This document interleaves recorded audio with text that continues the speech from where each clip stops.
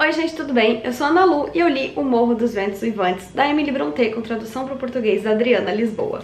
Se tem um clássico da literatura mundial que é polêmico, é esse livro. Eu tinha muita curiosidade de ler O Morro dos Ventos Uivantes, mas ao mesmo tempo eu tinha muito medo, porque eu gosto de ler livros que eu vou gostar, e eu tinha pânico de achar essa leitura enrolada e enfadonha e acabar passando eras com o livro, que não foi o que aconteceu. Eu entrei no time de pessoas que amam esse livro, mas assim, ele é polêmico até hoje, e desde a época que ele foi lançado, ele não foi bem recebido pela crítica, se tornando, bem aceito e um clássico apenas anos depois. Principalmente porque na época ele era muito comparado com Jane Eyre, que tinha sido publicado pela Charlotte Brontë, a irmã da Emily, pouco tempo antes, e tinha sido muito bem recebido. E se a gente compara os dois, realmente, Jane Eyre é um romance que ainda é muito dentro da caixinha do que era esperado na época, apesar de ser um livro incrível e que eu amo muito. E esse aqui é tudo que não se esperava. Pra começar, aqui a gente não tem uma história de amor romântico. Eu acho que o principal problema desse livro e da opinião das pessoas em relação a ele é quando você acredita que vai se encontrar uma história de amor romântico. Porque aqui a gente tem uma história de vingança e obsessão, que não chega nem perto de uma história de amor. E não dá pra gente entrar na leitura de um livro esperando uma coisa que não é a sua proposta, né? Enquanto uma história de vingança e obsessão, eu acho que esse livro é perfeito. Eu amei muito essa leitura e hoje a gente vai conversar um pouquinho sobre.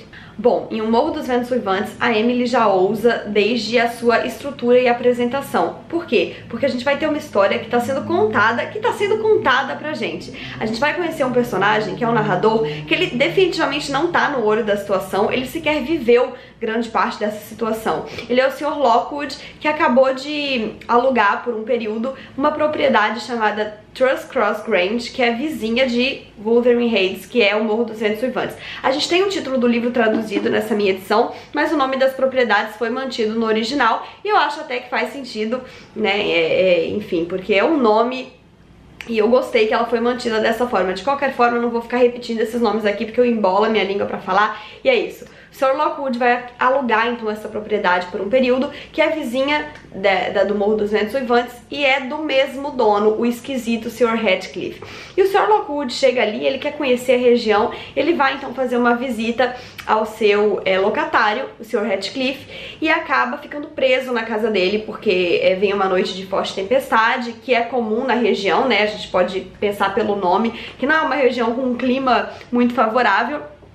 E o Sr. Lockwood vai achar esse anfitrião dele muito esquisito, porque o Ratcliffe, ele é meio grosseirão, ele é uma pessoa assim que definitivamente não é de muitos amigos, não vai tratar ele muito bem, ele vai ser sempre assim uma visita não muito desejada. E passando ali a noite, ele vai ficar ainda mais curioso com a história dessa família e desse locatário tão esquisito. Ele vai acabar passando a noite num quarto onde ele vai encontrar um livro que pertenceu a Catherine Linton, e ele vai ficar ainda mais curioso folheando esse livro, que era tipo um diário de anotações, pra saber a história desse pessoal todo. Quando ele volta no dia seguinte, ele descobre que a governanta da residência que ele alugou foi por anos governanta da família do Ratcliffe e tá ansiosa pra dividir a história com ele. Então o que a gente tem aqui é o Lockwood contando pra gente a história que ele tá ouvindo da Nellie. Então aí a gente assim, a gente já sabe, e eu acho isso mágico, que a gente tá ouvindo uma história que passou de uma pessoa que tá passando pra outra. Quantos detalhes a gente não perde nesse meio tempo, né? O quão pouco confiáveis são esses narradores. Eu acho genial essa proposta que a Emily traz aqui, da gente estar conhecendo toda essa história, teoricamente nos mínimos detalhes, mas através da boca de uma pessoa que viveu e então através da boca de uma pessoa que não viveu e que só está ouvindo, né? É quase um telefone sem fio. E bem, qual é a grande história desse livro? A gente vai conhecer a história do Ratcliffe, que é uma grande história de vingança, e pra isso a gente vai conhecer a história da família dele, que na verdade era a família Earnshaw, que era dona dessas propriedades há muitos e muitos anos. E aí então que a gente vai conhecer a Catherine. Quando eu ouço falar desse romance, assim, tudo que eu sabia era que a gente tinha uma história de amor esquisita entre o Ratcliffe e a Catherine. Então acho importante falar como que a gente conhece esses dois personagens, né? Bem, a gente vai conhecer a família Earnshaw, e a Catherine era a criança da família Earnshaw. Ela tinha um irmão mais velho, o Hindley, e o pai dela viajava muito, o pai deles. E um dia ele voltou de viagem, numa noite chuvosa também, enfim, num dia muito esquisito, trazendo um pacote dentro do seu casacão, do seu sobretudo. Quando ele tira esse pacote, não era assim um presente que as crianças esperavam receber numa volta de viagem do pai. Era outra criança, um menininho sujo, maltrapilho, com cor de cigano, que ele disse que encontrou vagando pelas ruas de Liverpool e que ele precisou trazer pra casa porque ele não conseguia imaginar aquele menininho magrelo ali perdido nas ruas. As crianças acham isso muito esquisito, a Catherine não gosta de cara, o irmão então detesta o Hindley, né, que tem 14 anos, ele percebe cada vez mais que o pai vai se apaixonando por esse menino e tudo dentro daquela casa começa a girar em torno do Radcliffe. E ele começa a guardar muita mágoa e muito ódio desse menino, desse irmão postiço que ele recebeu na vida dele. A Catherine, por si, ela no início estranha um pouco a ideia, mas depois ela cria uma forte relação com o Radcliffe, eles sempre brincavam juntos e eles foram desenvolvendo uma relação assim de interdependência, né, que quando eles são crianças não dá pra gente chamar de paixão, mas eles ficam muito ligados um ao outro e assim eles vão crescendo. Quando o Sr. Earnshaw morre, ele deixa toda a fortuna dele pro Hindley gerenciar. E aí o Hindley vai vingar toda essa mágoa e receio e ódio que ele sentiu em relação à chegada do Radcliffe, deixando o Radcliffe na miséria. E a Catherine, por sua vez, ela é apaixonada pelo Radcliffe, ela acha que isso não é justo, mas ela nunca se impõe porque ela é muito vítima da sociedade, ela não quer sair da zona de conforto. E tem até um diálogo muito forte no livro onde ela é pedida em casamento, né, pelo Edgar Linton, que é de uma família bastante conhecida ali na região, uma família ilibada, né, dos costumes da época.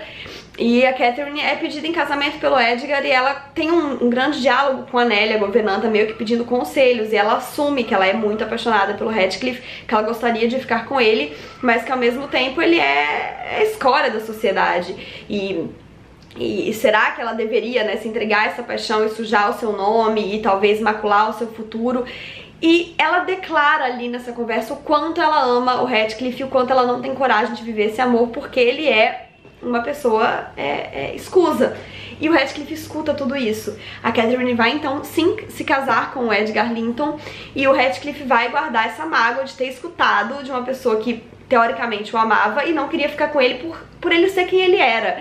E eu acho isso muito mais delicado realmente de escutar do que escutar que ela não te amava, né? Então ele vai ser mortificado por isso e esse diálogo vai orquestrar a vida dele. A Catherine vai casar com o Linton, ela vai ali criar meio que a vida dela, enquanto o Radcliffe vai dar uma sumida e ele volta anos depois, cheio da grana, ninguém sabe o que foi que aconteceu. Ele vai começar, quase como que uma figura fantasmagórica, a assombrar a vida, né, das pessoas que estão ali em volta. Então ele vai começar a infernizar a vida do Hindley, infernizar a vida da Catherine, que continua obsessivamente apaixonada por ele, quer ficar perto dele, mesmo que ela já seja casada, que ela esteja grávida do Edgar. E aí eles vão construindo uma relação doentia que eu acho que a Emily consegue criar com maestria. Eu acreditei muito naquilo, eu acreditei muito nos personagens, todos eles são loucos, obsessivos, pessoas ruins, todos eles vão fazer muita cagada. Eu acho maravilhoso como a Emily consegue construir essa atmosfera através das descrições de lugares, né, dos ambientes e através dos personagens, das ações dos personagens, dos seus pensamentos. A gente vai embrenhando nessa história de uma maneira que é impossível parar de ler, por isso eu acho que esse livro é genial. A gente vai viver esse momento então e também ainda nessa primeira parte do livro a Catherine vai acabar morrendo, vítima, né, pouco tempo depois de um parto, onde ela sofreu muito. E ela tá muito fraca e ainda tem, né, essa persona do Radcliffe ali vagando pela vida dela, de quem ela não consegue se desvencilhar. E, gente, eu não acredito que tudo isso seja spoiler, porque um dos trechos mais famosos do livro, inclusive, que eu sabia bem antes de eu ter contato com a obra e começar a ler, é uma cena em que o Radcliffe mexe no túmulo da Catherine, né, que é um elemento bastante gótico que a gente tem nessa obra, dele desenterrando a Catherine pra poder ver ela depois de anos e ficar do lado dela e decidir que ele vai ser enterrado ali junto. Então a gente sabe que a Catherine morre e isso tudo acontece na primeira parte do livro, porque todo o arco da segunda parte é o Radcliffe orquestrando a sua vingança. Como que ele vai conseguir aquilo pra ele, que a gente sabe que ele conseguiu, porque afinal de contas é ele o novo proprietário, é ele que tá alugando a casa pro Lockwood. A gente precisa entender como que tudo vai chegar na situação atual. Então é uma dessas histórias que meio que o final a gente recebe de bandeja no início pra gente levar na cara de uma vez e entender que spoiler não existe, o que importa é o caminho, é o meio termo. E é esse caminho, né, que a que a Emily vai desenvolver e apresentar pra gente de uma maneira incrível. Eu amei muito esse livro, ele é 5 estrelas, favoritado, eu não conseguia parar de ler e agora eu percebi quando eu sentei pra fazer a resenha, né, desse livro que eu li no final de junho, que eu já estou com saudades e que é com certeza um livro que eu vou querer ler de novo na minha vida. Eu fiz muitas marcações enquanto eu lia. Eu acho que é uma história muito bem escrita, muito bem pensada, que eu amei muito. E eu entendo, assim, que pessoas têm um problema com ela, que pessoas não gostam, mas eu particularmente não consigo entender as pessoas que acham ela enfadonha, porque ela é muito bem escrita, muito chamativa, eu realmente não conseguia soltar, e ela é tudo pra mim, é menos enfadonho, porque ela te suga o tempo todo, sempre tem algum fato novo, tem esse grande mistério da gente entender como foi que o Radcliffe conseguiu chegar onde ele chegou e quais são as estruturas que ele vai usar pra se vingar, que é maravilhosamente bem pensado, assim, eu acho genial, cada passo do Radcliffe é extremamente calculado, e aí a gente já percebe o quanto ele saltou daquele menino maltrapilho vagando pelas ruas de Liverpool pra um cara extremamente inteligente, só que frio, porque ele foi criado em meio, né, a tanto desamor, a tanto maus tratos desse irmão, e aí eu não tenho como não comparar com outras duas grandes histórias, né, grandes clássicos da literatura, de personagens que recebem ódio da sociedade e reagem a ela de diferentes maneiras. Então a gente tem o Frankenstein, a gente tem o Corcunda de Notre Dame, e agora eu coloco nessa tríade o Morro dos Ventos Uivantes, porque essa história do Radcliffe tá muito ligada com o que ele recebeu do mundo e o que ele vai entregar e de que forma ele vai entregar. E aí isso não limpa a barra dele, eu continuo achando ele um personagem horrível, extremamente maquiavélico, mas é muito interessante você pensar em como que essa persona foi construída e com base em quê. E, enfim, eu sempre tenho dificuldade de vir aqui falar de livros clássicos que todo mundo meio que já conhece, mas não ao mesmo tempo, porque eu sempre acho que eu vou ficar devendo e que nada do que eu fale vai se comparar ao que é fazer a leitura disso, mas eu sempre tento trazer pelo menos as minhas impressões, e já deu pra entender como foram animadas as minhas impressões e como eu amei e como eu recomendo esse livro. E é isso, gente, eu espero que vocês tenham gostado desse vídeo. Não esqueçam de se inscrever no canal se ainda não forem inscritos, deixarem o joinha se curtiram, porque isso ajuda muito o canal a crescer. Um beijo e até a próxima. Tchau!